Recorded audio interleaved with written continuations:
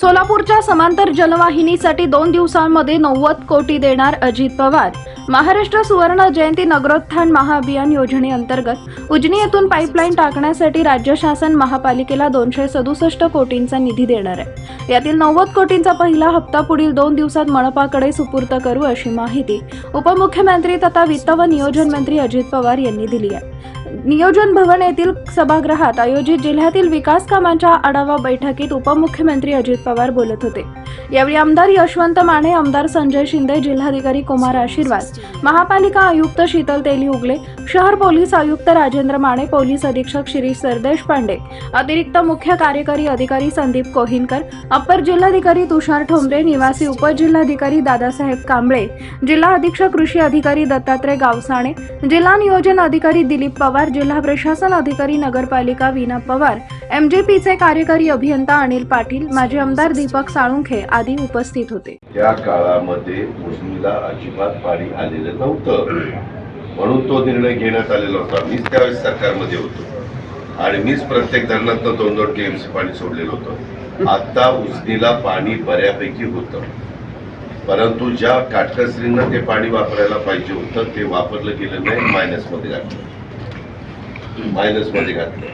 कारण तुम्ही बघा, इथं इरिगेशनचं कुठे आहे का? उजनी शेवटी ज्यावेळेस पाऊस काळ बंद झाला तेव्हा किती टक्के होतं उजनी? म्हणजे आता जवळपास 60%। 60% उजनी असताना वर्ण तुम्ही म्हणजे हे फारच झालं। तेच म्हणतोय, शेवटी कालवा सल्लागार समिती असते। कालवा सल्लागार समितीत लोकप्रतिनिधी असतात, मंत्री असतात, लोकप्रतिनिधी ठरवतात की किती पाणी कॅनॉलला सोडायचं, किती पाणी नदीमध्ये सोडायचं। आपल्याला खरा फटका करत बसतो सोलापूर। पत्रकार मित्रांनो, सोलापूर शहराला पाणी लागतं किती आणि त्याच्याकरता आपण नदीमध्ये सोडतो किती टीएमसी, त्याचा तुम्ही अंदाज घ्या। हे इतकं आणि मी वेळोवेळी इतक्यादा त्याच्या संदर्भात आता या आयुक्तांनी बऱ्यापैकी लक्ष घातलेलं दिसतं। आम्ही पण आता ती रक्कम द्यायचं ठरवलेलं आहे।